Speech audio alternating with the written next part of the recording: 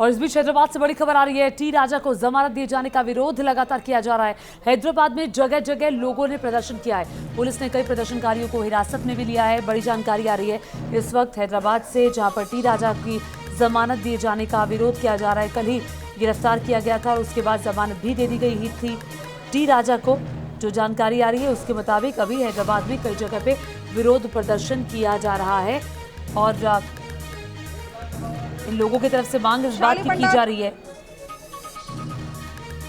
कि टी राजा को फिर से सलाखों के पीछे पहुंचाया जाए। विवादित बयान दिया था बीजेपी एमएलए टी राजा ने, उसके बाद जमानत दी गई टी राजा को।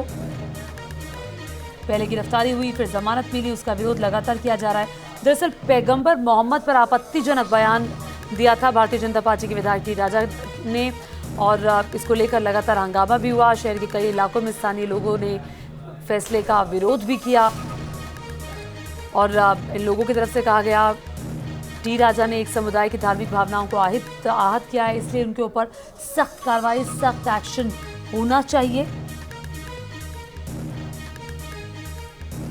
हालांकि कोर्ट ने पहले बीजेपी नेता को 14 दिन की न्यायिक हिरासत में भेजने का आदेश दिया था, लेकिन बाद में अदालत ने रिमांड ऑर्डर वापस लेते हुए उन्हें बेल दे दी थी, जिसका विरोध लगातार किया जा रहा है।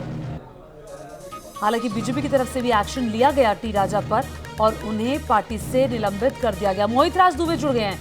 मोहित, चूंकि आप वहीं पर मौजूद हैं, आप बताएं इस वक्त क्या तस्वीर है वहां पर? जगह जगह कहा जा रहा है कि विरोध प्रदर्शन हो रहा है।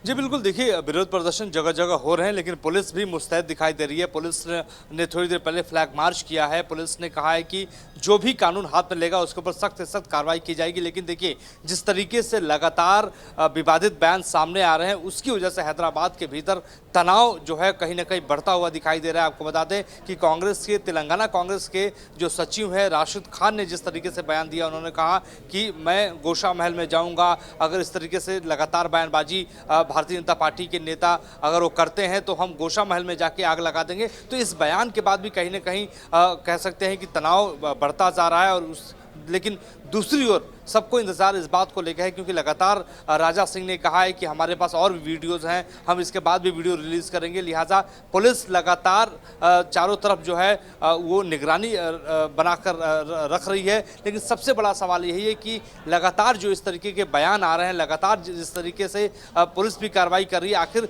इन बयानबाजियों के पीछे क्या कोई बड़ा सियासी वजह है? क्योंकि आने वाले वक्त में विधानसभा चुनाव है तेलंगाना के भीतर, और उससे पहले क्या माहौल खराब करने की एक बड़ी कोशिश है।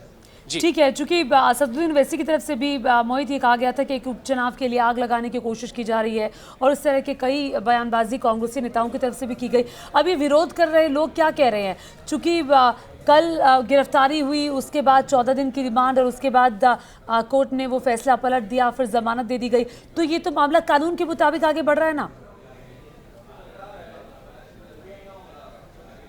देखिए निश्चित तौर पे कानून के हिसाब से ही सब मामला आगे बढ़ रहा है। लेकिन जिस तरीके से राशिद खान के घर के बाहर उनके समर्थकों ने नारे एक बार फिर से सर तन से जुदा के नारे लगाए थे। उन्होंने कहा था कि अगर इस तरीके से लगातार बयानबाजी होगी तो हम रुकने वाले नहीं हैं, हम कुर्बानी दे देंगे, हम खून बहा देंगे। तो इस तरीके से जो विवादित बयान लगातार आ रहे हैं, इन बयानों के बाद भी कहीं ना कहीं माहौल जो है जिस रूप में बेहतर होना चाहिए था उतना बेहतर नहीं हो पाया। लेकिन हाँ, पुलिस का ये कहना है कि पहले की तुलना में माहौल जो है वो नॉर्मल हुआ। लेकिन लगातार जो सवाल है वो ये उठ रहा है कि जिस रूप में कानूनी कार्रवाई राजा सिंह पे की जानी चाहिए थी, हाँ, उस रूप में कठोर धाराएं नहीं लगाई गई हैं। ये कांग्रेस के राशिद खान का कहना है और यही कहना वो असदुद्दीन ओवैसी का भी है।